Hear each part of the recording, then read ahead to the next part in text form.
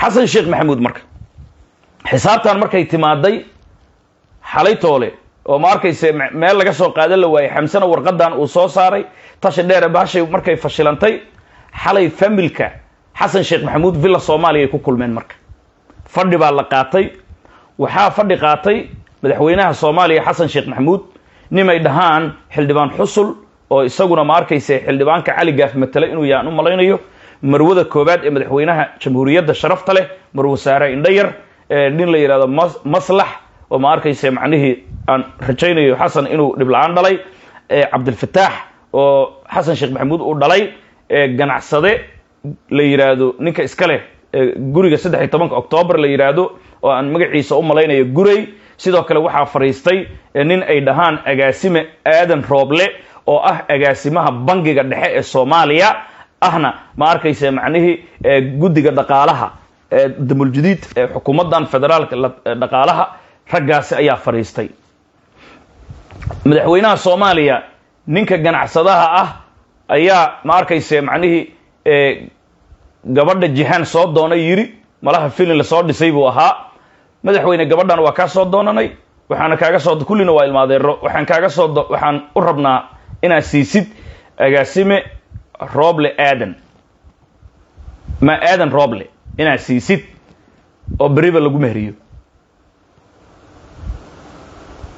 waa ka soo doontay madaxweynaha Soomaaliya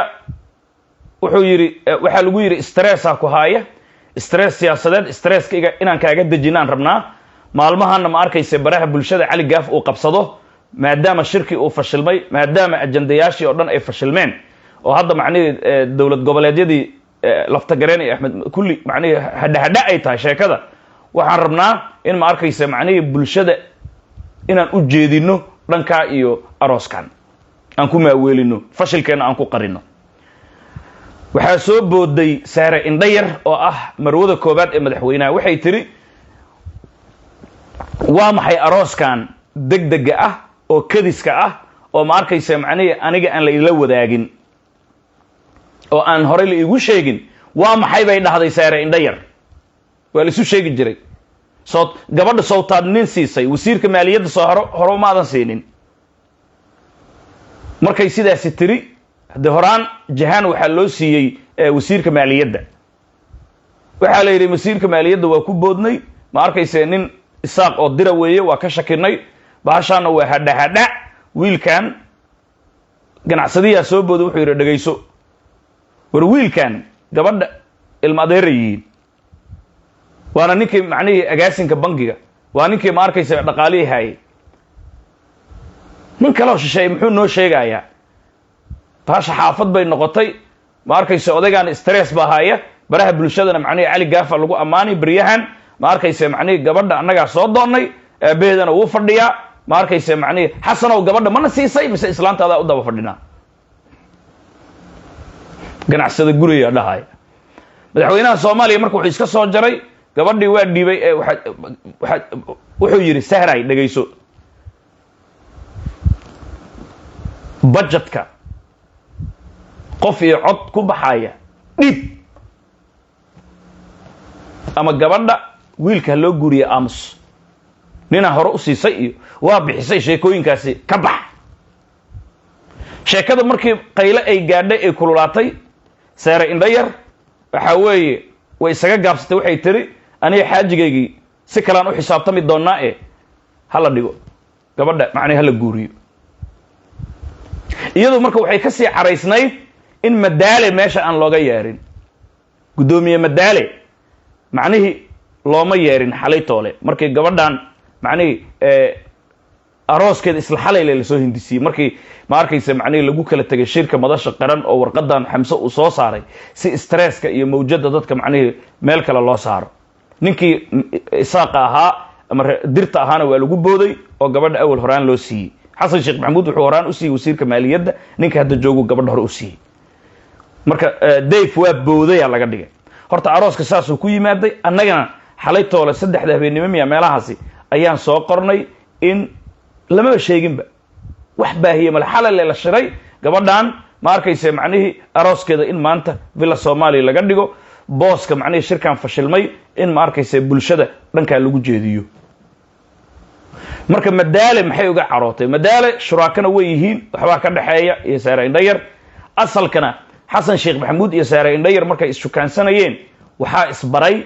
macnihii madaale ayaa isbaray xambaa waxay leedahay xitaa madaale saaxiib buu la ahaan jiray saare indhayar ka hor xasan intuusan barin xanna sidaas way leedahay laakiin anu taasi kuma dambaabi karo waxaan ogahay laakiin in madaale iyo xasan sheekh yani marwada koobaad ee sharafta leh saare indhayar shidaalka gadi jirtay aan u malaynaya iyo xasan inuu madaale isbaray isbarashadooda koobaad inuu isaga ka shaqeeyay marka sidaasi awgeed madaale maadaama laga soo tagay sidaasi ayay u carootay meeshana caro ayaa lagu dhisay guurkii xalaytoole waxaan rabaa marka inaan fiirino meherkii ma dhacay mise ma dhicin beenlow waxaa la yidhi nin maqan iyo nin mootan ayuu markhaati ka dhigtaa waxaan isku dayaynaa meherkaasi inaan ma arkayse ka faalloono aan sheegno waa kan villa soomaaliya disco dansa ma lagu dheelaayo mise laguma dheelaayo madaxweynaha soomaaliya meeshaasi ma fadhiyaa nikaaxii ma dhacayaa wiilkii ma fadhiyaa idinkaan nagu beenin doona xalaan idinla wadaag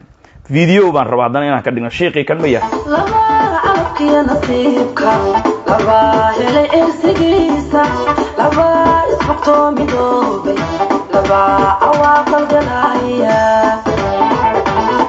okay xisaabta markay meeshaasi joogto annagu waxaan rabnaa inaan u hambaliyayno marka guur xumaan ma keeno dan kasta laga yeesho macaasi baa daran dadku hadday isguursadaan hadda nebi maxamed baa noo jideeyey in la isguursado guurkana waxaa weeye waa guul waa ammaan qofkan hadduu guursado diintiisii 50% uu haystaa 50% kaliya u dhiman meeshaasi markay joogto marka waxaanu leenahay hambalyo wiil iyo caano gabar iyo caano jihaan xasan sheekh maxamuud hambalyo usoo qora iyo agaasime aadan rooble laakiin waxaan ka xumahay in hantidii qaranka soomaaliyeed ummadda gaajaysan in lagu takrifalo lagu baashaalo macnihii lagu boodboodo villa soomaaliyana ay noqoto disco dansa familka xasan sheekh maxamuud laakiin guurkaasi hambalyo dhaha hadday guursatay gabar god ha kaaga jirto ama guri ama gacan rageed saasay dhihi jireen soomaalida marka guurkaasi ma arkaysa sidaasuu u dhacay waana guur lagu daboolayo hadda degdega isla xalay la go'aamiyey lagu daboolayo macnihii shirkan wada tashiga qaran ee fashilmay weeye macnuhu marka si kastoo ay ahaataba walaalayaal ma arkaysa waxaan doonayaa inaan dadka dooda u qaybiyo lafta gareen maxaa ka soo yeeri doona doorasho inuu qabsadaa laga sugayaa hadduu doorasho qabsan waayo Ethiopia ha ka baxdo dalka dhihi doona xamar iskeeni doona wuxuu jikada u gali doonaa xasan sheekh maxamuud ilkay 10 waa la cadeeyaa qabriga qofka loo wadaana lama kala qariyo ama xasan sheekh maxamuud muxuu damacsan yahay arooskan intuu isku boojeynayo baraha bulshada shacabka bulshada ay macnihii ku mashquulsan tahay laba meel ayuu weerar ku qaadi rabaa koow meesha la yiraahdo ma arkayse macnihii Mayland iyo Puntland labadaasi meeloodna waxaa dhib badan xasan haddaan xaqiiqada kuu sheego u adag Mayland Puntland baa u jilcisan hadda Mayland baa u adag Mayland jeer oo macnihii geda uu ka soo xiro oo dhankaas ka soo cunaqabateeyo xasan sheekh maxamuud ma arkayse waxba kama qaban karo sida shaxda ay tahay aan soo akhrinay villa Soomaaliya marka dagaalka geda ka socda hadda waad ogtahay meesha uu ku sii jeedo macnihii xaggaasi mareexaan baa la adeegsaday in ma arkayse macnihii laga soo galo fartaag oo hooyadiisu tahay gasaare gude aabihiisana uu yahay reer diini reer ugaar sharmaarke oo digil aw mirifla abtiyaal ay u yihiin iyo dadkaasa dagaalo huriya la yiri iyo maxamuud sayid aadan reer xasan ma la yiraahdaa oo macnihii jufadiisii macnihii luuqdii ay ku soo qaxeen meel aan ahayn Soomaaliya aan ka deganayn marka macnihii runta aan isu sheegno kullay hadda ma arkayse macnihii Puntland ayaa u jilcisan inta ay macnihii arrintan socotana wuxuu doonayaa inuu ku guureeyo labadan maamul laakiin baydhabo sahal macnihii ma ahan way adag tahay aad bay u adag tahay sidaad moodid maahan imkaaniyaadkeeda iyo qaabkeeda marka iyadoo faan aan ahayn xasan istiraatiijiyadiisii baydhabo iyo Puntland baa u jilicsan hadda baydhaba adag taasaana keentay marka baydhabo mar walba inuu sasabo iyadoo uu aad u neceb yahay xasan marka uu fashilan yahay laakiin wuxuu doonayaa inuu tii dheerayd uu dhigo inuu isbiimeeyo inuu ma arkayse xalanay iyo waan inkira intuu dhaho macnihii qaswadaha la igu shaabadeeyo uu yiraahdo oo ruush iyo kuwaasa idaba jooga iyo China inuu yiraahdo oo ma arkayse madaxiisa uu ku socdo Ali Gaafna si weyn buu u hubeeyay si weyn buu u dhisay waa kan hadda arooska uu isugu yeeray talada in la mideeyo abgaalka kalena waxa weeye buudka la dul maro taladan ma arkayse iyagu ay ku urudho nidaam ma arkayse dictatoriyad ku dhisan oo kale balse laakiin inay sii shaqayn doontaa shaki ba ayga jira dhanka iyo Axmed Madoobe isaguna wuxuu dhigay gogoshaas oo uu dhigay macallin weyne iyo mareexaan gogoshaasi inay tagi doonaan iyo in kale mooji laakiin inay tagi doonaan way u badan tahay Kismaayo balse laakiin gogoshii oo socota ayaa macallin weyne iyo mareexaan maanta u dambeysay biftay iska qaseen rasaasta waxa weeye dhagay iska jafeen mareexaana weerar ma daayo macallin weynena xabad looma bilaabo markii ma arkayse macni dagaalkaasi uu dhacay mareexaan ma arkayse weerar uu soo qaadayna natiijadu waxay noqotay in 15 macallin weyne ah oo wata ma arkayse 3 qoray oo beeke amna wata in ay daba kacaan ciidankii mareexaanka ahaa ilaa iyo webiga qaar ay ku daataan mareexaan ciidamadooda maanta dagaalkaasna waa uu dhacay marka kullay dagaalka meesha uu ka socdana waa la og yahay ma arkayse macni gedo in laga soo xiro lafta gareen iyo dawladda Maryland sida lagu cunaqabatay siyaasadda bila Soomaaliya waa sidaas dagaaladaasi iskama socdaan ee ka dhacaya gedo wax mareexaan iyo macallin weyne iskooda ay u abaabuleen ma ahan horena waan u sheegnay haddana waanu sheegaynaa marka si kasto ay ahaataba ma arkayse jeer oo gedo laga soo xiro ma arkayse macni digil aw mirifle xasan wuxuu yiri kuma degdegi karno mana qabsan karno laakiin waa ku sii siqi karnaa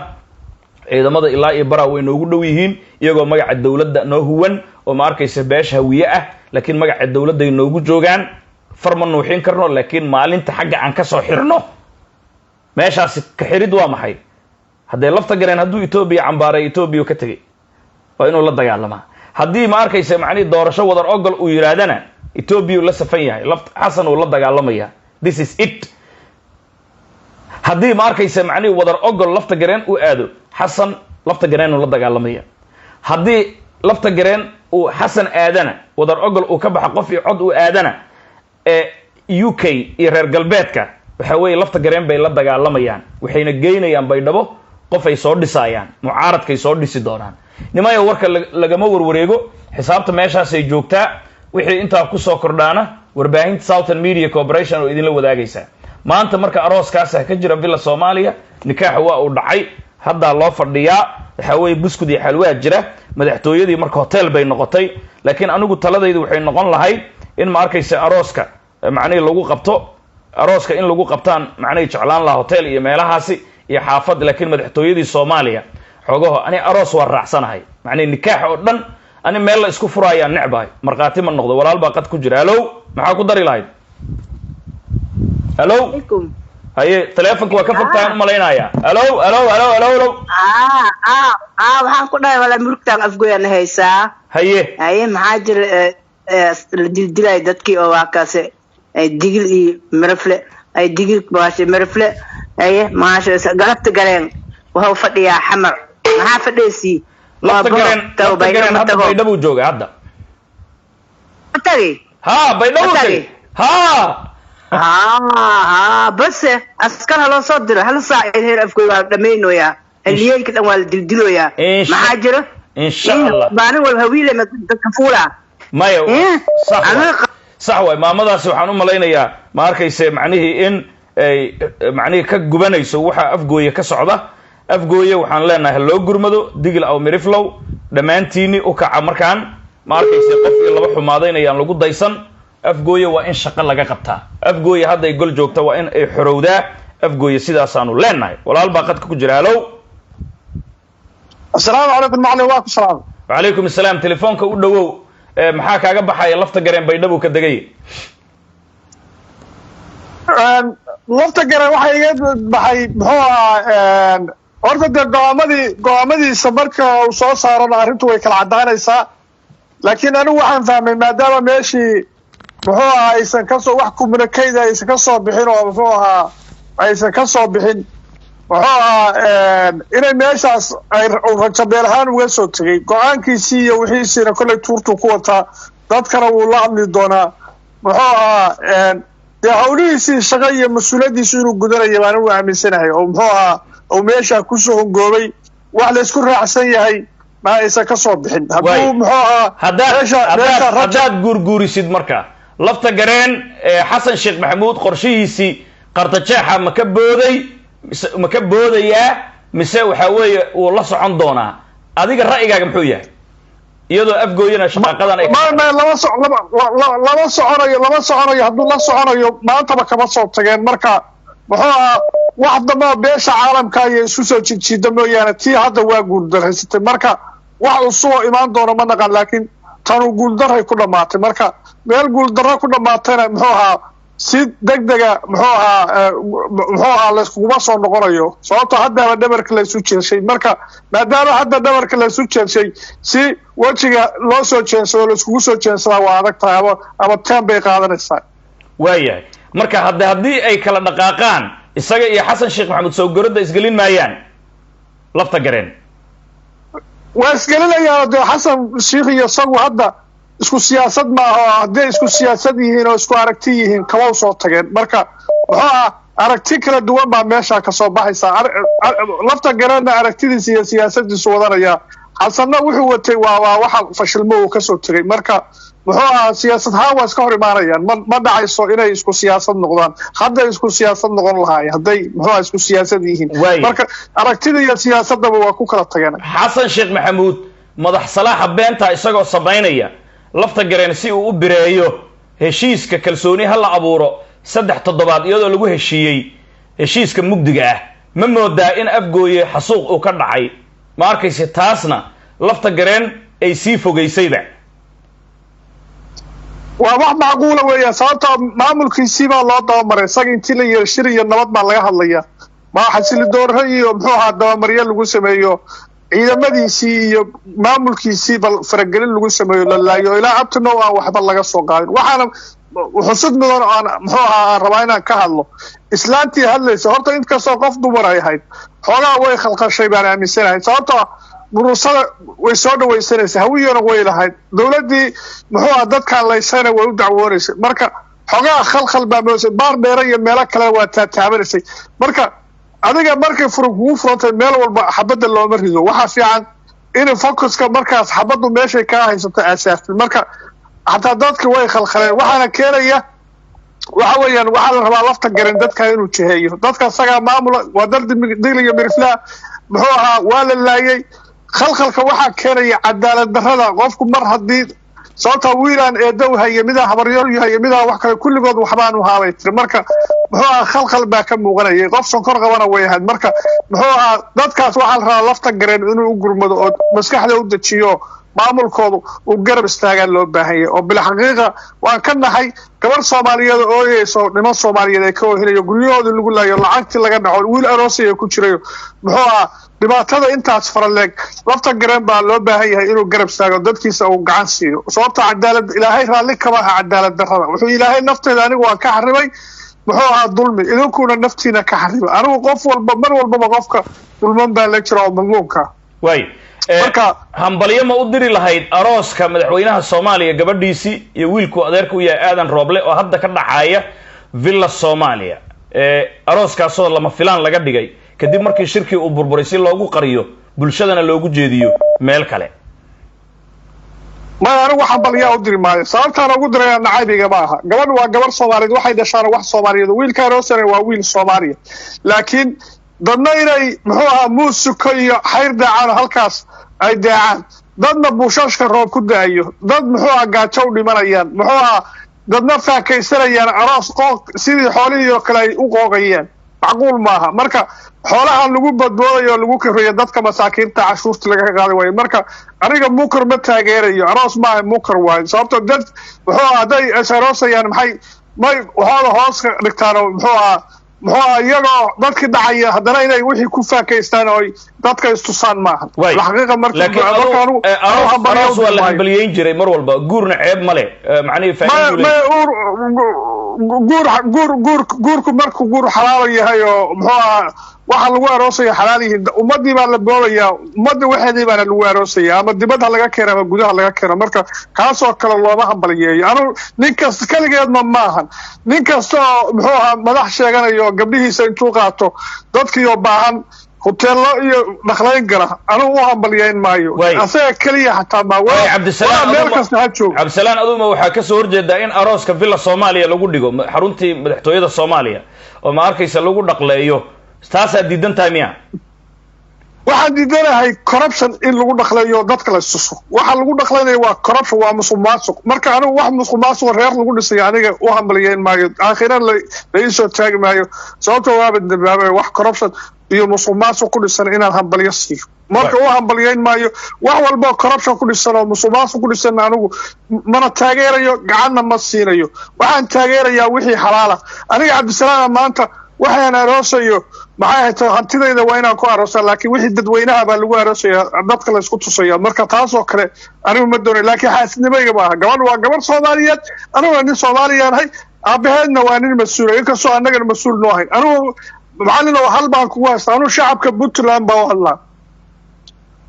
iyo Soomaaliya oo dhan labadaba waa u hadlaa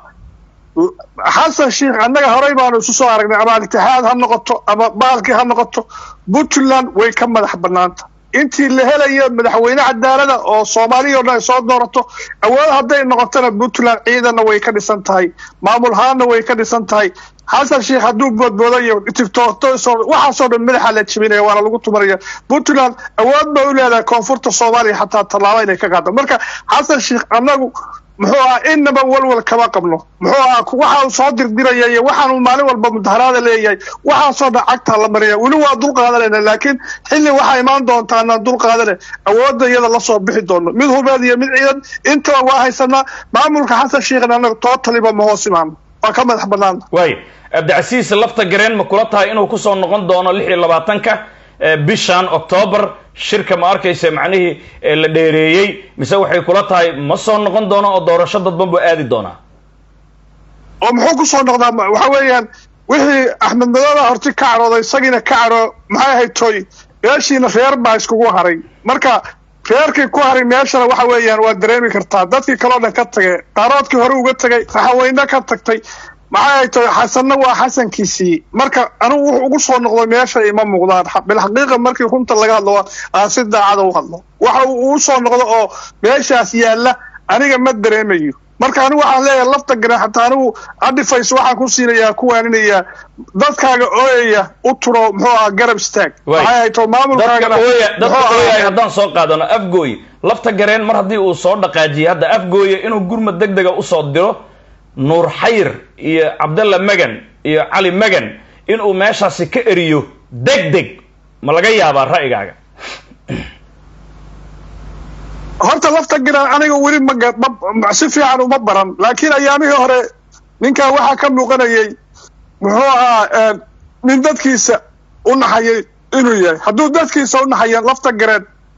talaabo cad buu qaadi doonaa oo maamulkiisu u qaadi doonaa oo isagu u qaadi doonaa oo ka qaadi doonaa dadkii hadda wadarta afar nin baa wadar loo aasay nimankii laayayna laba soo waa la soo qabanaya waa la garanayaa baa la yiri marka waxa la yiraahdaa genocide kal aan maqashid afar qof oo meel lagu dilay oo afartuba ciidan yihiin oo muxuu ahaa waliba hantidoodii lagu laayay oo isaguna uu kitaab u maray marka hadduu dadka wax ka qabo waa lafta garan waxa imaanaysa xataa Mayland inay ka kala furfurato isaga dadku shacabka xataa ka hor yimaadaan asaga laftigiisa xataa dan u tahay dadku waxay doonayaan inay sharaf ku noolaadaan oo qadiyadooda iyo sharaftooda iyo cidigooda difaacdaan marka hadduu taad isdinac istaag waayo asaga laftigiisa ay damage iyo dhaawac u geysanaysaa oo muxuu ahaa maamulkiisii iyo hoggaankiisii ay wax u dhimayso way magaalada Xudur hadda waxa jooga taliyaha qaybta 6aad oo garabka lafta gareen ah isla markaasna ma arkaysa macnaheedu gudoonkii Xudur hadda jagada laga qaaday Umar Atu oo aad ay u jeclaayeen reer Xudur wadooyinka dhisay oo shaqo fara badan qabtay oo hadda ma arkaysa nin aadan madoobe wata lagu bedelay ayaa ma arkaysa macnaheedu uu la joogaa ma arkaysa lafta gareen ninkaasi ma u dalacsiin doonaa bay kula tahay gudoonka gobolka Bakool oo dhan hadduu Xudur joogay oo degmo u ahaa mise sidaasi ayuu ma arkaysa macnaheedu ku dili doonaa lafta gareen wiilka dhalinyarada qalbigiisii maxay kula tahay ma necessary way kaasoo kale waxa weeyaan ninkaasoo kale waaba ninku u baahan yahay weey marka وحويان محايا طلعنا وليا مدة كلا meeshaan lafta garan dhibaatada haysataa waxay tahay maamulkiisi maamul kala ku dhex jira xataa ciidamada dawladda jooga xudur iyo kuwa baydhabo joog waxa soo dhan waxa federaalka ka socda ee maxay haytay waa inuu muxuu meesha ka saara oo ay yimaadaan dad isaga hoos yimaada mooyaane waxba ma tarayaan dad wax taraya maaha dad wax ku biirinaya maaha maamulkiisa iyo fadqalada ku yihiin maamulkiisi dhinac walba laga fadhiyaa baydhabo haday tahay gadaal baa laga fadhiyaa goofgaduud baa la fadhiyaa bakol kuwa fadhiya maxay haytay xagga marka kuwa fadhiya xagga meesha la yiraahdo barawa kuwa fadhiya xagga elwareego kuwa fadhiya maamulkiisi maamul kala ku dhex jira marka lafta maamul dad wax tarayana ma waa dad sagi opposite ku lid ku marka waxa soo dhan waxa rabaa inuu maareeyo suus kaga saar la farankeeda galo si maamulkiisa ugu madax banaano laakiin maamulkiisi toban maamul baa ka dhex dhisan mid dawladda federaalka kuwa iyo kuwa kala qabiilaa iyo balaayo iyo kuwa beeraha haysta iyo waa lagu dhex jira marka lafta galan laftigiisa jaawareer baa haysato muxuu ahaa meel walba laga jira marka waxa soo dhan inuu iska hufaa wanaagsan